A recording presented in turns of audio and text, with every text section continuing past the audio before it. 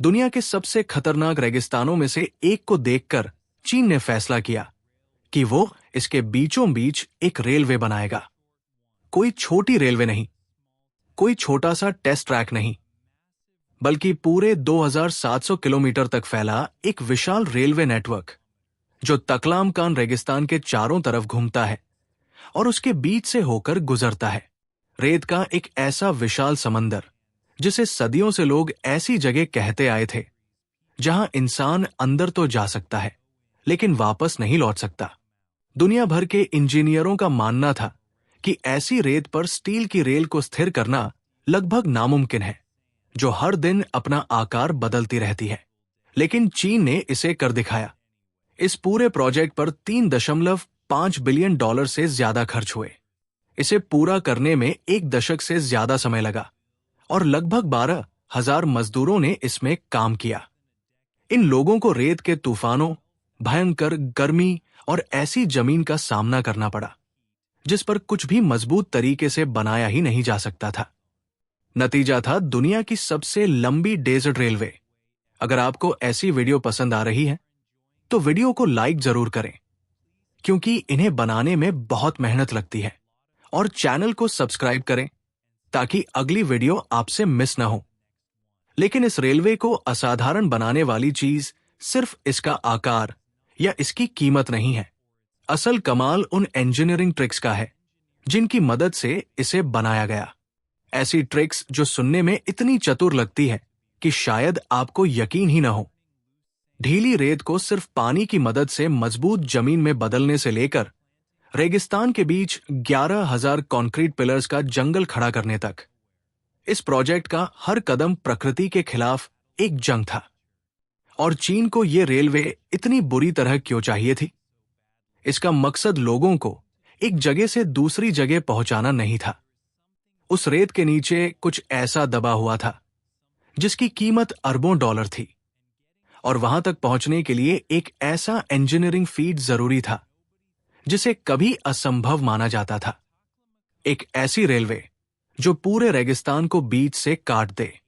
रेगिस्तान को 2 हिस्सों में बांटती रेलवे।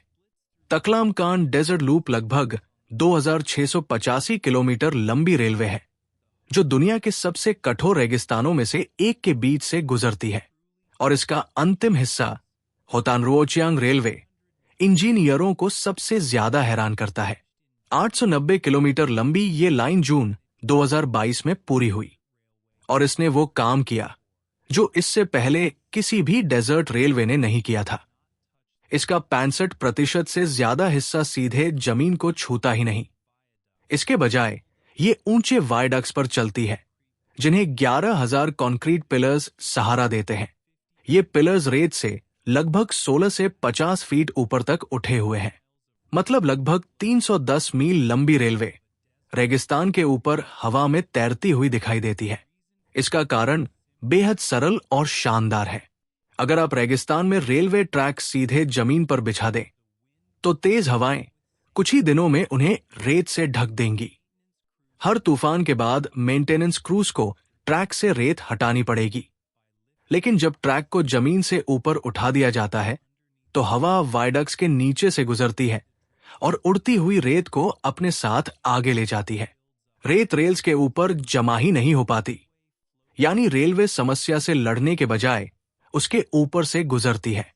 ये रेगिस्तान उत्तर पश्चिमी चीन के जिनजियांग क्षेत्र में स्थित है। ये 127,000 वर्ग मील से ज्यादा क्षेत्र में फैला हुआ है, यानी कई देशों से भी बड़ा। लंबे समय तक ये इलाका चीन के बाकी हिस्सों से 2 माउंटेन रेंजेस और अंतहीन सैंड ड्यून्स की वजह से कटा हुआ था।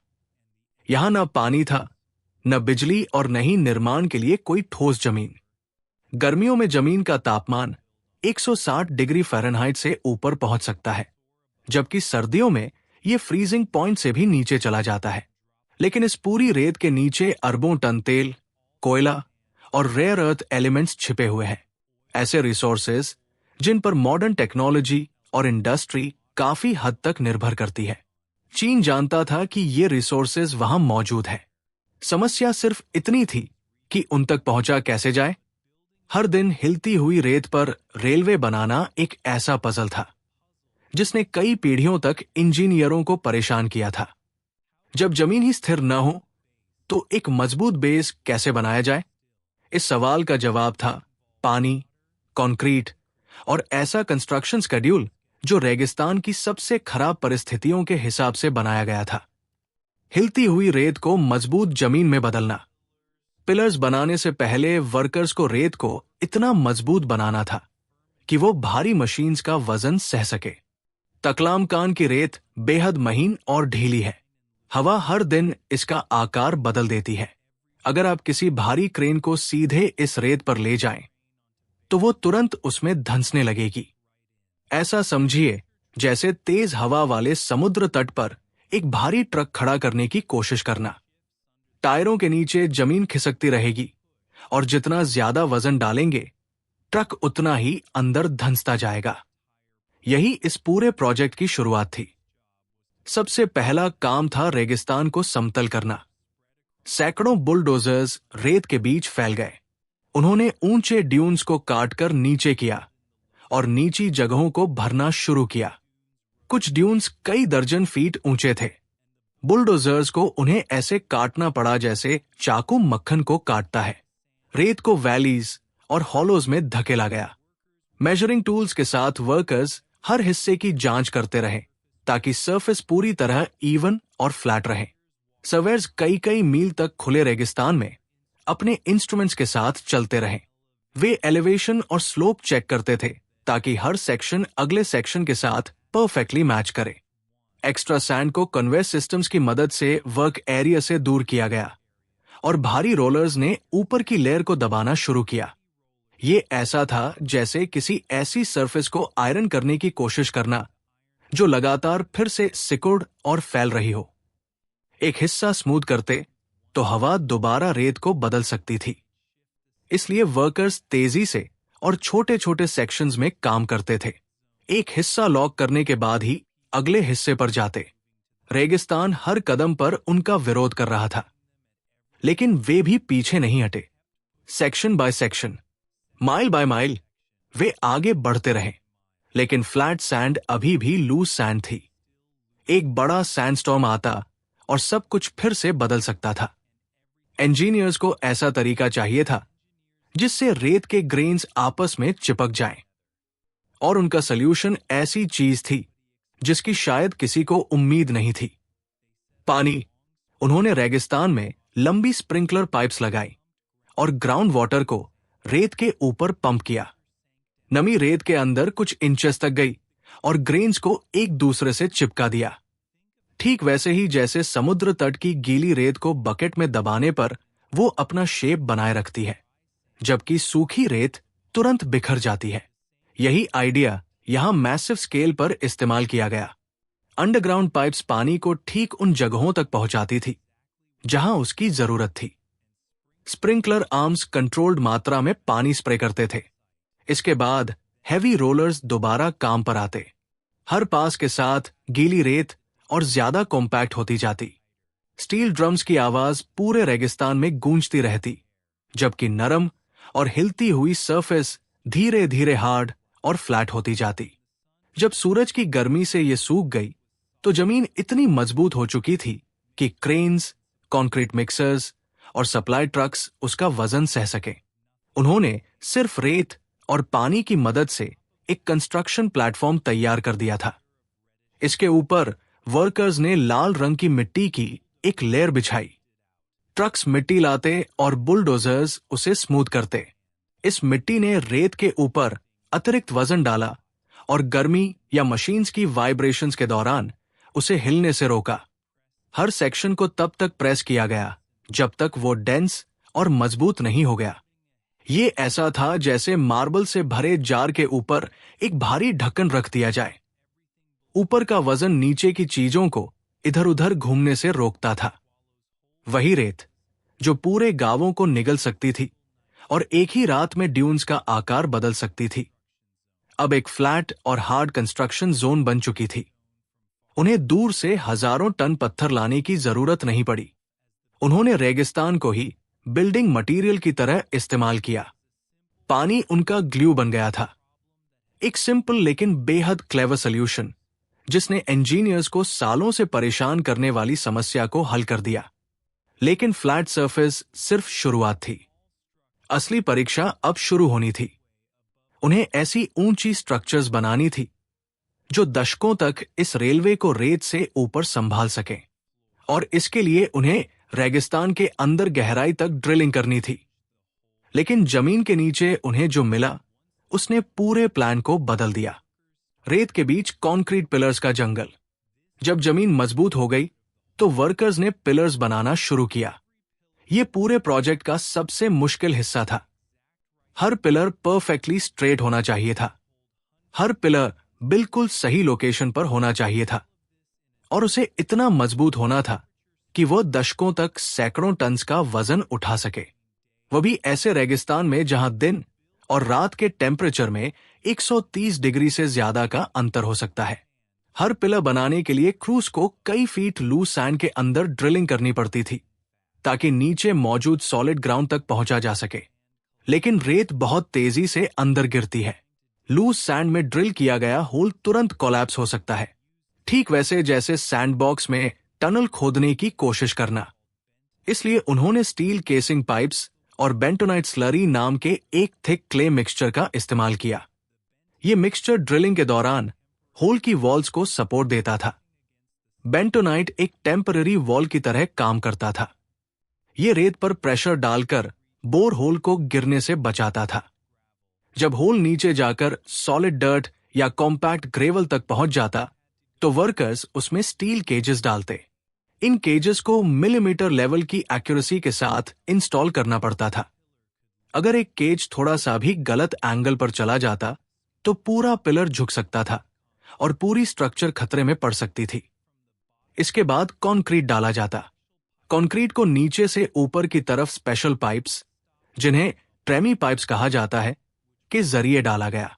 इससे कंक्रीट के अंदर एयर बबल्स बनने से रुकते थे, क्योंकि एयर बबल्स कंक्रीट को कमजोर कर सकते हैं। जैसे जैसे कंक्रीट ऊपर भरता गया, उसने क्ले मिक्सचर को बाहर धकेल दिया। जब काम पूरा हुआ तो हर शाफ्ट ऊपर से नीचे तक सॉलिड बन चुका था। इन कंक्रीट और स्टील पाइल्स ने रेलवे को ऐसी जमीन में डीप रूट्स दे दिए थे जो हजारों सालों से स्टेबल थी। इन डीप फाउंडेशंस के ऊपर 11,000 पिलर्स एक एक करके उठने लगे। उन्होंने पूरे रेगिस्तान में एक विशाल कंक्रीट फॉरेस्ट का रूप ले लिया। हर पिलर लगभग 16 से 50 फीट ऊंचा था। वर्कर्स ने इन्हें बनाने के लिए स्लिप फॉर्मिंग मेथड का इस्तेमाल किया। इसमें मोल्ड धीरे धीरे ऊपर की तरफ स्लाइड करता है, जबकि उसमें कंक्रीट डाला जाता रहता है। इस तरह एक स्मूथ और सीमलेस कॉलम बनता है जिसमें जॉइंट्स नहीं होते। कंक्रीट में स्पेशल गैल्वेनाइज्ड स्टील और सॉल्ट रेजिस्टेंट एडिटिव्स भी मिलाए गए थे ताकि ये डेजर्ट एयर में सर्वाइव कर सके, क्योंकि सॉल्ट और सैंड समय के साथ सामान्य कंक्रीट को नुकसान पहुंचा सकते हैं। अगर ये अतिरिक्त प्रोटेक्शन न दी जाती तो पिलर्स कुछ ही वर्षों में कमजोर होकर टूटने लगते। रेगिस्तान की हवा ऐसी कोरोसिव होती है जिसके बारे में ज्यादातर लोग सोचते भी नहीं। एक्सट्रीम हीट, उड़ती हुई सैंड और जमीन में मौजूद सॉल्ट मिलकर स्ट्रक्चर्स पर लगातार हमला करते रहते हैं।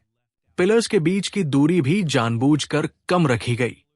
लंबे गैप्स बनाना आसान और तेज होता, लेकिन वे ज्यादा हवा पकड़ते और टेम्परेचर चेंजेस का ज्यादा असर झेलते। छोटे गैप्स का मतलब था कि रेलवे का हर सेक्शन अपने अलग सपोर्ट पर खड़ा हो।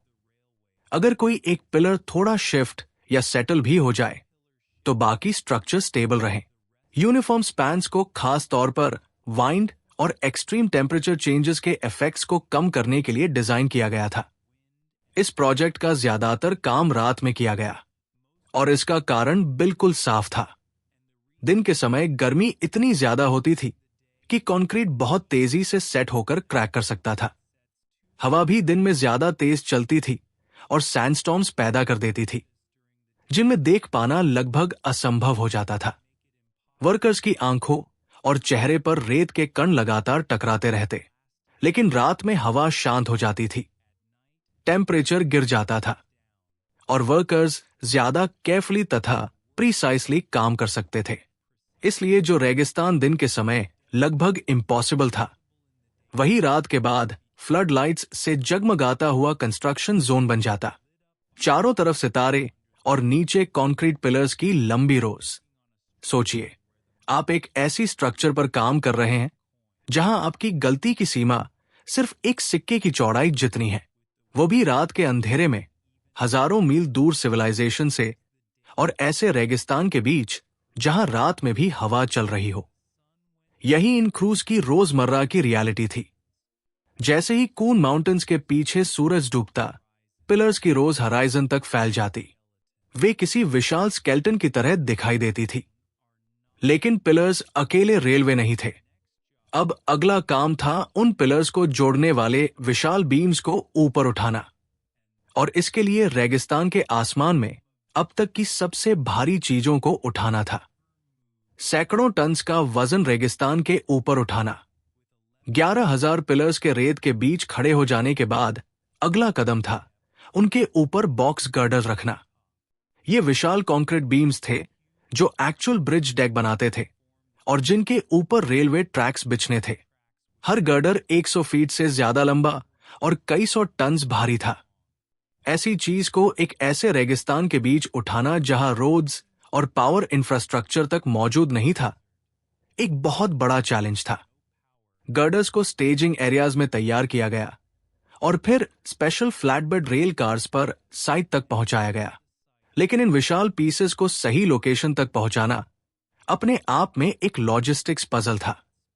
रेगिस्तान में पहले से कोई रोड्स मौजूद नहीं थी, इसलिए कंस्ट्रक्शन टीम्स को मटेरियल्स ले जाने के लिए टेम्पररी ट्रैक्स तक बनाने पड़े।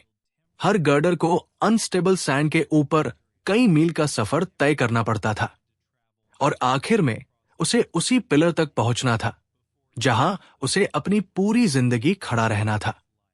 जब कोई गर्डर अपनी लोकेशन पर पहुंचता तो उसे हैवी क्राउलर क्रेन्स या सेल्फ लॉन्चिंग गैंट्रीज की मदद से ऊपर उठाया जाता। ये गैंट्रीज बेहद शानदार मशीन्स थी। वे पिलर्स के ऊपर धीरे धीरे आगे बढ़ती, पीछे से एक गर्डर उठाती और उसे आगे जाकर प्लेस कर देती, स्पैन बाय स्पैन।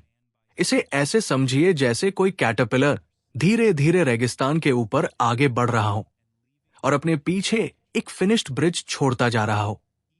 इन मशीन्स में से हर एक शिफ्ट में कई गर्डर्स इंस्टॉल कर सकती थी। धीरे धीरे वे रेगिस्तान के बीच की दूरी को खत्म करती जा रही थी। गैंट्री एक गर्डर को क्लैंप करती, उसे ट्रांसपोर्ट कार से उठाती, आगे स्विंग करती और फिर पियर कैप्स पर बेहद सावधानी से नीचे रख देती। हर गर्डर को लेजर टूल्स की मदद से अलाइन किया जाता था। मार्जिन ऑफ एरर सिर्फ कुछ मिलीमीटर्स का था। सामान्य कंस्ट्रक्शन में कुछ मिलीमीटर्स की गलती शायद ज्यादा मायने न रखे, लेकिन रेलवे में जहां ट्रेन्स तेज गति से चलती हैं, एक छोटी सी अनइवननेस भी वाइब्रेशन, अनइवन वेयर और समय के साथ डैमेज पैदा कर सकती है। हर गर्डर को पिलर्स पर बिल्कुल फ्लैट बैठना था और उसका वजन हर कांटेक्ट पॉइंट पर समान रूप से डिस्ट्रीब्यूट होना था। वर्कर्स हर गर्डर को बार बार चेक करते, फिर उसे लॉक करते। लेजर अलाइनमेंट सिस्टम्स ये सुनिश्चित करते कि हर बीम बिल्कुल सही पोजीशन पर हो। इतनी प्रिसिशन जिसे फैक्ट्री एनवायरनमेंट में भी अचीव करना आसान नहीं होता। गर्डर्स लॉक होने के बाद क्रूज ने ब्रिज डेक स्लैब्स डाली या प्रीकास्ट कंक्रीट पैनल्स लगाए ताकि ऊपर एक स्मूथ सरफेस तैयार हो सके। हर पिलर के बीच का गैप खुला रखा गया ताकि हवा नीचे से गुजर सके। यही वो फैसला था जिसने पूरे प्रोजेक्ट को कामयाब बनाया। पुरानी डेजर्ट रेलवेज में जब ट्रैक्स जमीन के स्तर पर बनाए जाते थे तो रेत बार बार उन्हें ढक देती थी। क्रूज को हर स्टॉर्म के बाद भारी मात्रा में समय और पैसा खर्च करके रेल से रेत हटानी पड़ती थी। कुछ डेजर्ट रेलवेज को सिर्फ सैंड क्लियरिंग के लिए कई दिनों तक बंद करना पड़ता था, लेकिन ट्रैक्स को ऊपर उठाकर और हवा को नीचे से गुजरने देकर टकलमकन रेलवे ने इस प्रॉब्लम को लगभग पूरी तरह खत्म कर दिया। जो रेत ट्रैक्स को ढक देती वो अब नीचे से उड़कर आगे निकल जाती। ओपन स्पैन्स हवा के लिए विंडोज की तरह काम करते थे। प्रकृति खुद रेलवे ट्रैक्स को साफ रखने का काम कर रही थी।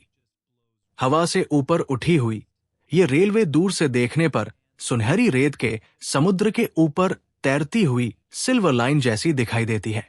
ये एक ऐसा दृश्य है जो किसी को भी हैरान कर सकता है और ये दिखाता है कि रेगिस्तान में निर्माण करने का एक बिल्कुल नया तरीका क्या हो सकता है।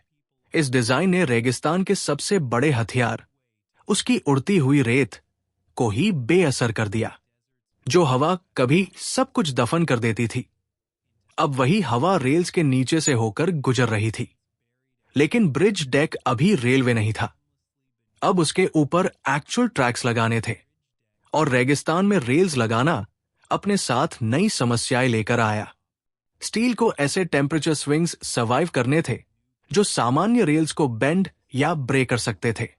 फास्टनर्स को रेल्स को मजबूती से पकड़ना था, लेकिन साथ ही टेम्परेचर बदलने पर रेल्स को एक्सपैंड और कॉन्ट्रैक्ट करने की थोड़ी फ्रीडम भी देनी थी। और पूरी ट्रैक अलाइनमेंट इतनी प्रेसाइज होनी थी कि ट्रेन्स हाई स्पीड पर भी स्मूथली चल सके। रेगिस्तान में टिकने वाली स्टील रेल्स। जब वायडक्ट्स तैयार हो गए तो वर्कर्स ने ट्रैक इंस्टॉलेशन शुरू किया। सबसे पहले स्लीपर्स लगाए गए। ये कंक्रीट ब्लॉक्स होते हैं जो ब्रिज डेक पर रखे जाते हैं और स्टील रेल्स को अपनी जगह पर होल्ड करते हैं। ये ट्रेन्स का वेट स्ट्रक्चर पर डिस्ट्रीब्यूट करते हैं और रेल्स के बीच सही दूरी बनाए रखते हैं। हर स्लीपर को एग्जैक्ट स्पेसिंग के साथ रखना जरूरी था ताकि रेल्स परफेक्टली फिट हो सके। वर्कर्स मेजरिंग टूल्स की मदद से हर स्लीपर की पोजीशन चेक करते। इसके बाद लिफ्टिंग फ्रेम्स की मदद से स्टील रेल्स को उनके ऊपर रखा गया। हर रेल 260 फीट से ज्यादा लंबी थी। क्रेन्स उन्हें ऊपर उठाकर पोजीशन में लाती और वर्कर्स उन्हें सेंटर लाइन के साथ अलाइन करते। हर जॉइंट और गैप को चेक किया गया ताकि स्टील को गर्म होने पर एक्सपैंड होने के लिए पर्याप्त जगह मिल सके। एक्सपांशन का यह हिस्सा बेहद महत्वपूर्ण था। स्टील गर्म होने पर फैलता है और ठंडा होने पर सिकुड़ता है। टक्लमकन में गर्मियों के दौरान जमीन का टेम्परेचर 160 डिग्री फ़ारेनहाइट तक पहुंच सकता है, जबकि सर्दियों में यह फ्रीजिंग पॉइंट से नीचे चला जाता है। इन कंडीशंस में रेल्स पर बहुत ज्यादा स्ट्रेस पड़ सकता है। अगर रेल्स को बहुत ज्यादा टाइट पकड़ लिया जाए तो गर्म होने पर वे फैलकर ऊपर की तरफ उठ सकती है और ट्रैक में खतरनाक बम पैदा कर सकती है। और अगर उन्हें बहुत लूज रखा जाए तो ठंड में सिकुड़ने पर रेल्स के बीच गैप्स बन सकते हैं और ट्रेन डिरेल हो सकती है। इस प्रॉब्लम का सल्यूशन था rail tensioning. Workers hydraulic machines की मदद से हर रेल को स्ट्रेच करते और स्ट्रेच्ड कंडीशन में ही उसे लॉक कर देते। जब टेम्परेचर बढ़ता तो एक्सपांशन रेल को बाहर धकेलने के बजाय उसके टेंशन को थोड़ा कम कर देता। इसे ऐसे समझिए जैसे किसी रबर बैंड को स्ट्रेच करके पिन कर दिया जाए। जब रबर बैंड गर्म होकर एक्सपैंड करना चाहेगा तो वो बस थोड़ा रिलैक्स होगा, अपनी जगह से बाहर नहीं निकलेगा।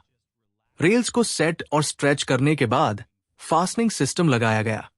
हर फास्टनर में steel base plate, rubber pad, spring clips और बोल्ट्स होते थे। बेस प्लेट ट्रेन के वेट को स्लीपर पर डिस्ट्रीब्यूट करती थी। रबर पैड वाइब्रेशन और नॉइज को कम करता था। स्प्रिंग क्लिप्स रेल को प्लेट के अगेंस्ट टाइट रखते थे, लेकिन टेम्परेचर चेंजेस के कारण उसे थोड़ा मूव करने की अनुमति भी देते थे। वर्कर्स हर बोल्ट को टोक रेंचेस से टाइटन करते ताकि हर फास्टनर पर बिल्कुल सही अमाउंट ऑफ फोर्स हो। यह बेहद स्लो और केयरफुल काम था, लेकिन एक भी फास्टनर गलत तरीके से लगाया जाता तो आगे चलकर बड़ी समस्या पैदा हो सकती थी। पूरे रेगिस्तान में ट्रैक बिछाने में 11 महीने का लगातार काम लगा। जब आखिरी स्पैन भी पूरा हो गया तो पूरी रेलवे को 6 महीने की टेस्टिंग के लिए रखा गया। इंजीनियरिंग ट्रेन्स बार बार आगे पीछे चलाई गई। इनका वजन हजारों टन्स था। टेस्टिंग के दौरान सेटलिंग, वाइब्रेशन, रेल टेम्परेचर और वाइंड स्वे को चेक किया गया और रिजल्ट्स बेहद शानदार थे। सैकड़ों टेस्ट रन्स के बाद भी ट्रैक अलाइनमेंट में सिर्फ कुछ मिलीमीटर्स का अंतर आया और एलिवेटेड डिजाइन तथा नीचे से गुजरती हवा की वजह से ट्रैक्स पर रेत का कोई बड़ा बिल्डअप नहीं हुआ। डिजाइन ने बिल्कुल वही काम किया था जिसकी इंजीनियर्स ने उम्मीद की थी। रेलवे से जुड़ा पूरा डेटा सेंसर्स और सोलर पावर्ड कैमरास की मदद से एक कंट्रोल रूम तक पहुंचता था। ये कैमरास रेलवे के हर सेक्शन पर लगातार नजर रखते थे। अगर कोई पिलर शिफ्ट होता, अगर कोई रेल जरूरत से ज्यादा गर्म होती, या अगर वाइन स्पीड डेंजरस लेवल तक पहुंचती, तो सिस्टम तुरंत इसका पता लगा लेता। ये रेलवे सिर्फ स्मार्ट तरीके से बनाई नहीं गई थी, इसे इस तरह डिजाइन किया गया था कि ये 24 घंटे खुद पर नजर रख सके। हर ब्रिज, हर रेल और हर फास्टनर के ऊपर एक डिजिटल गार्डियन नजर रख रहा था। 6 महीने की हार्ड टेस्टिंग के बाद होन रुओ चियांग रेलवे जून 2022 में ऑफिशियली ओपन हुई। इसने टक्लमकन डेजर्ट के चारों तरफ 1285 किलोमीटर का लूप पूरा कर दिया। ये फिनिश्ड रेलवे सिर्फ रिमोट ओएसिस टाउन्स को आपस में नहीं जोड़ती, ये रेत के नीचे मौजूद अरबों टन्स के रिसोर्सेज तक पहुंच का रास्ता भी खोलती है। ऐसे रिसोर्सेज जिनकी जरूरत मॉडर्न टेक्नोलॉजी और इंडस्ट्री को है। ये साबित करती है कि सही इंजीनियरिंग के साथ दुनिया की सबसे कठोर जगहों को भी पार किया जा सकता है। प्रकृति से लड़कर नहीं, बल्कि प्रकृति के साथ काम करके। एलिवेटेड डिजाइन ने हवा को ट्रैक साफ रखने दिया, रेत को ही कंस्ट्रक्शन बेस का हिस्सा बना दिया गया और कंस्ट्रक्शन शेड्यूल को रेगिस्तान की रिदम के हिसाब से बदल दिया गया, ताकि वर्कर्स रात के समय काम कर सकें जब कंडीशंस बेहतर हों। चीन ने टक्लमकन में जो बनाया है वो सिर्फ एक रेलवे नहीं है, ये इस बात को देखने का एक नया तरीका है कि एक्सट्रीम एनवायरनमेंट्स में क्या क्या संभव हो सकता है। पानी से मजबूत की गई रेत से लेकर कंक्रीट पिलर्स के विशाल जंगल तक और लेजर अलाइंड गर्डर्स तक, इस प्रोजेक्ट की हर चीज ने रेगिस्तान की तरफ से आने वाली एक स्पेसिफिक प्रॉब्लम को सॉल्व किया, और इन सभी सॉल्यूशंस ने मिलकर कुछ ऐसा बनाया जो इससे पहले इस स्केल पर कभी नहीं बनाया गया था। शायद ऐसा प्रोजेक्ट दोबारा इतनी बड़ी स्केल पर कभी न बनाया जाए। अगर आपको ये कहानी पसंद आई और आप ऐसी ही और स्टोरीज देखना चाहते हैं तो वीडियो को लाइक करें, चैनल को सब्सक्राइब करें और नोटिफिकेशंस ऑन कर दें ताकि अगली वीडियो आपसे मिस न हो। स्क्रीन पर अभी रिलेटेड वीडियोस भी मौजूद हैं अगर आप आगे देखना चाहते हैं। और जाते जाते एक सवाल आपके लिए, अगर आपको रेगिस्तान के बीच से रेलवे बनानी होती तो क्या आप उसे जमीन पर बनाते या रेत से ऊपर उठाकर? हमें कमेंट्स में जरूर बताइए।